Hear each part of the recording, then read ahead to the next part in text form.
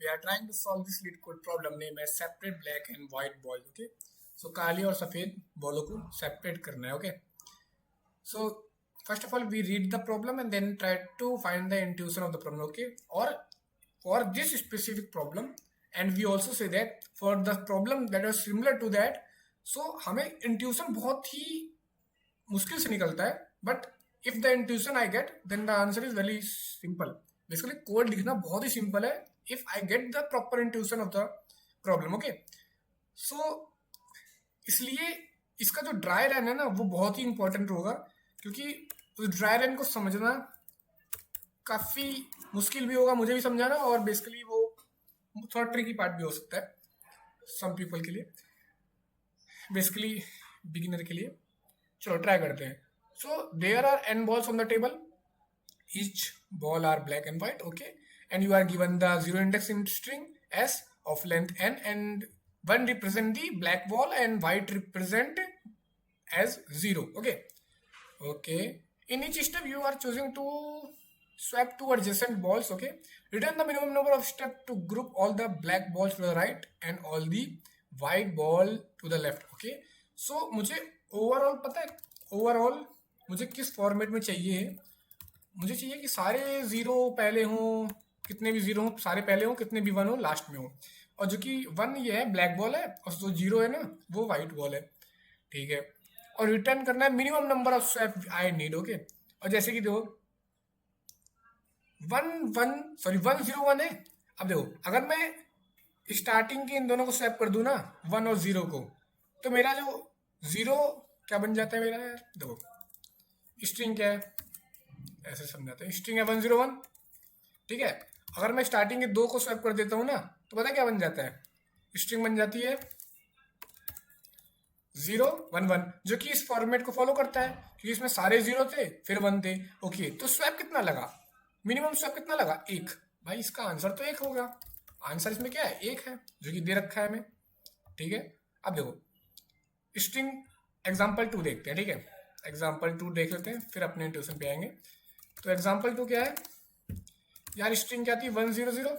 चलो तो अब यार अगर मैं चाहता हूँ ना कि ये 1 लास्ट में जाए, तो मैं सोचूंगा यार भाई कि यार डायरेक्ट तो मैं भेज नहीं सकता, क्योंकि क्वेश्चन बोल रहा है कि यार केवल 2 एडजेसेंट को स्वैप कर सकते हो. तो क्यों ना 1 को ईच स्टेप एक एक करके पीछे स्वैप किया जाए. चलो अगर मैं पहले 2 को स्वैप कर दूं तो क्या बन जाता है, तो पता क्या बन जाता है 010. चलो ठीक है, अब मैं यार इस 1 को लास्ट में लाना है, तो फिर मैं क्यों ना इन दोनों को स्वैप कर दूं. ओके, अगर इन दोनों को स्वैप कर देता हूं तो क्या बन जाता है 001. क्या ये फॉर्मेट सेम हो गया, सारे 0 पहले हो गया फिर 1 हो गया, बिल्कुल हो गया. तो कितने स्वैप लगे यहाँ पर, तो इसका आंसर कितना हो गया, आंसर कितना हो गया इसका आंसर हो गया मेरा 2, क्योंकि दो स्वैप लगी, एक स्वैप ये लगा और दूसरा स्वैप ये लगा. चलो भाई ठीक है, और देखो लास्ट टेस्ट केस देख लो जिसमें सारे 0 पहले थे और फिर लास्ट में सारे 1 थे, तो कोई भी स्वैप करने का जरूरत नहीं पड़ा, क्योंकि सारे ब्लैक बॉल राइट में एंड सारे वाइट बॉल जो कि 0 है वो कि पहले है. सो आंसर हो गया 0. No need to swap anyone. Okay, now आगे देखते हैं कि बोल रहा है कॉम्प्लेक्सिटी 10⁵ है, मतलब ऑप्टिमल सॉल्यूशन निकालना होगा. चलो तो कैसे करेंगे सोचो यार. पता क्या है, मेरे दिमाग में थॉट प्रोसेस आता है कि सबसे पहले एक काम करते हैं, मैं एक स्ट्रिंग लेता हूँ. ठीक है, and I have to taken the string like 01 0 0 1 1 0 0. Okay यार, आप सोचो कि अगर इसका आंसर क्या होता, पता क्या होता इसका आंसर यार. इसका आंसर ऐसा होता कि मैं चाहता कि यार ऐसा हो जाए कि सारे 1 पीछे हो जाए.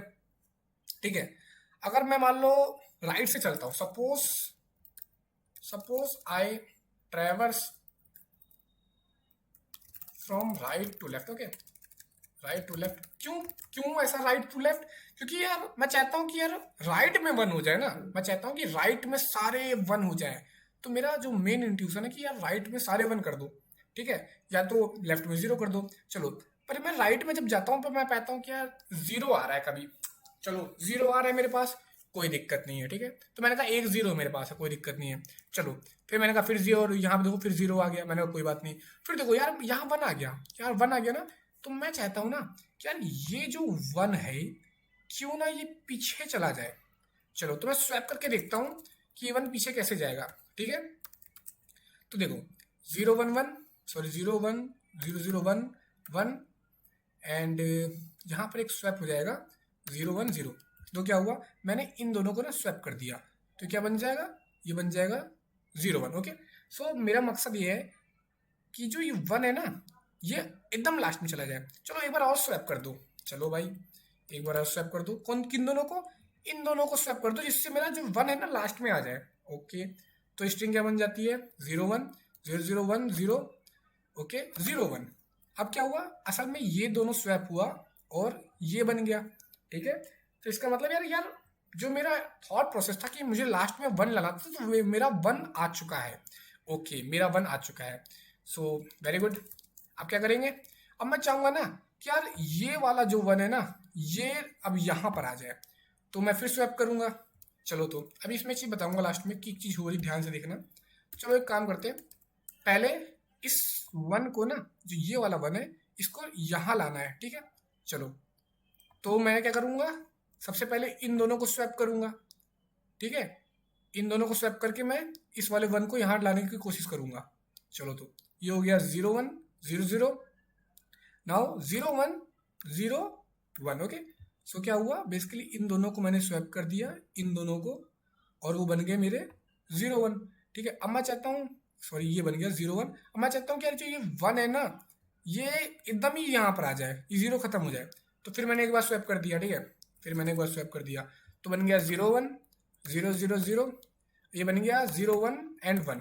अब क्या हुआ बेसिकली कि मैंने इन दोनों को स्वैप कर दिया और ये बन गया मेरा 0 1 0 1। इससे फायदा ये हो कि मेरा जो ये 1 है ना ये 1 मेरे लास्ट में आ गया। ओके, तो फायदा हुआ मेरे को, बिल्कुल हुआ।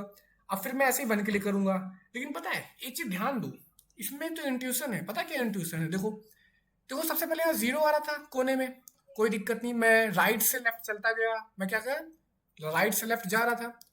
अब मैं राइट से लेफ्ट आते आते जब मैं इस 1 पे पहुंचा, बेसिकली जब मैं इस 1 पे पहुंचा तो मैंने कहा यार इस 1 को लास्ट में लाने में कितने स्टेप लगे। तो देखो इस 1 को पहले मैंने इन दोनों को स्वैप स्वैप किया, तो मेरा देखो 0 1 बना। फिर मैंने इन दोनों को स्वैप किया तो मेरा 1 0 बना। तो इसका मतलब इस 1 को लास्ट में लाने के लिए 2 स्टेप लगे। ठीक है, सो 1 को लास्ट में लाने में 2 स्टेप लगे, 2 step required to get 1 at end. Okay, 2 step लगे।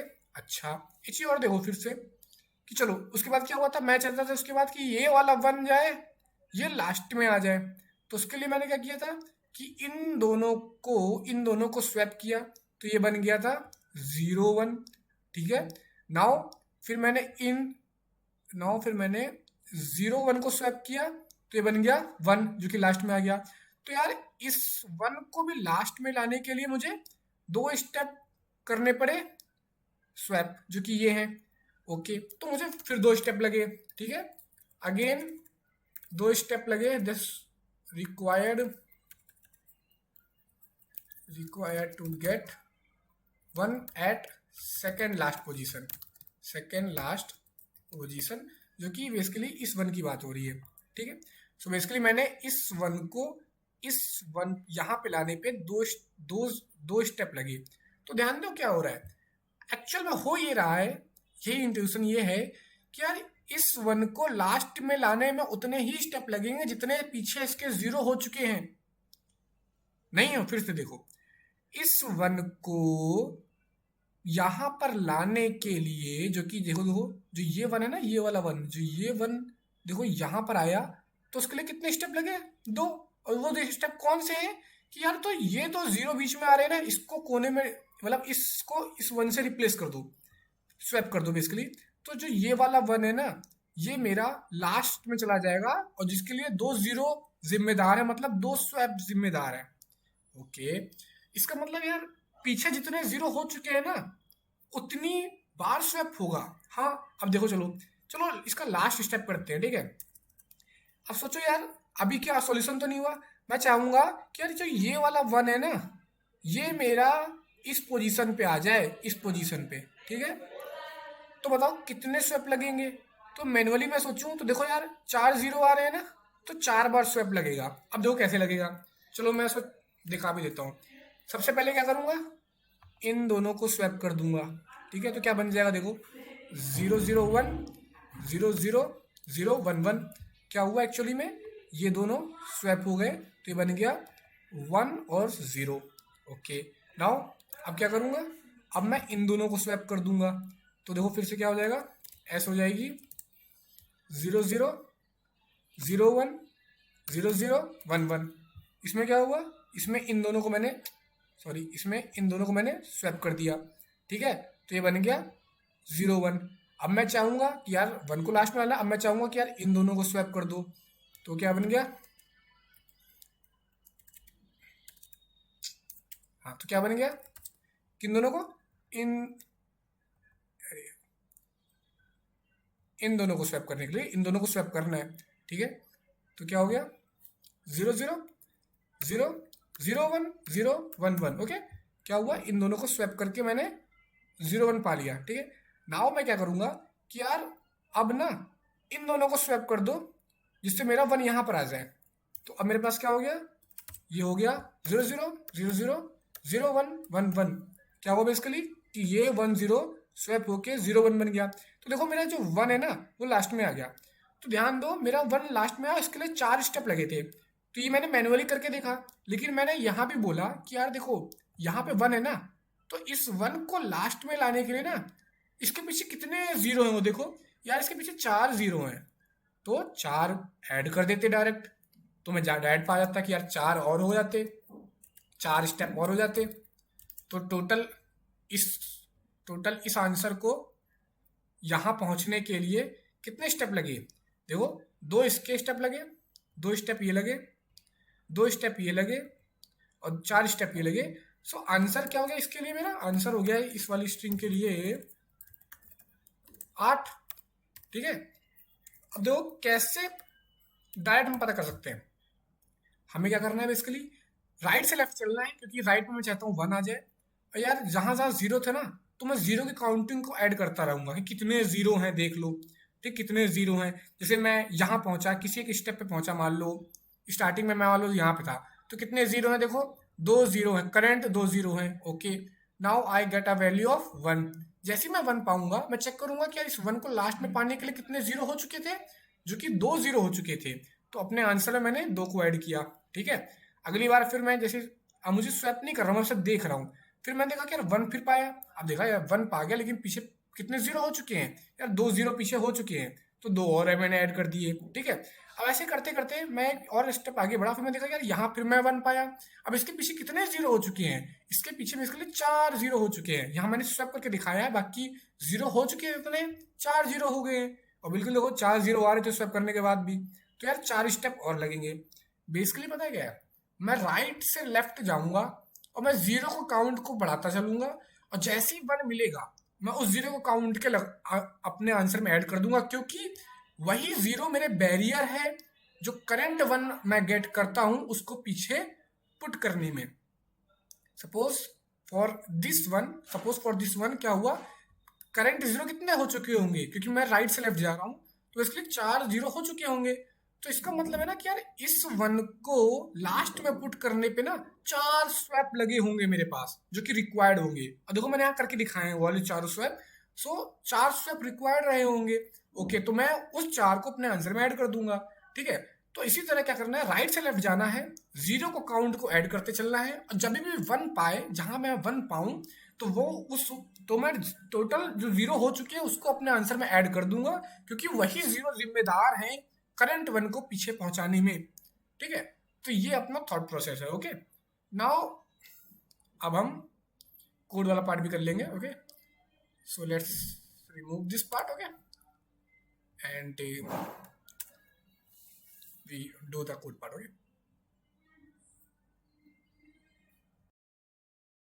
so hi everyone, now we are trying to code it. Okay, इसमें हम कोड करेंगे, और जैसे मैंने आपको एक्सप्लेन कर रखा है कि यार राइट से लेफ्ट की तरफ बढ़ो, ठीक है, राइट से लेफ्ट की तरफ बढ़ो और चेक करो, देखते चलो कि कितने जीरो हो चुके हैं। तो एक जीरो का काउंट होगा, और जैसे ही मेरे पास 1 आएगा, जैसे मेरे पास any one I get, now उस जीरो के काउंट को अपने आंसर में ऐड कर लेंगे। ओके, सो मान लीजिए कि मेरा आंसर है, मेरा मान लो जीरो से स्टार्ट है और मैं पीछे से चलता हूँ।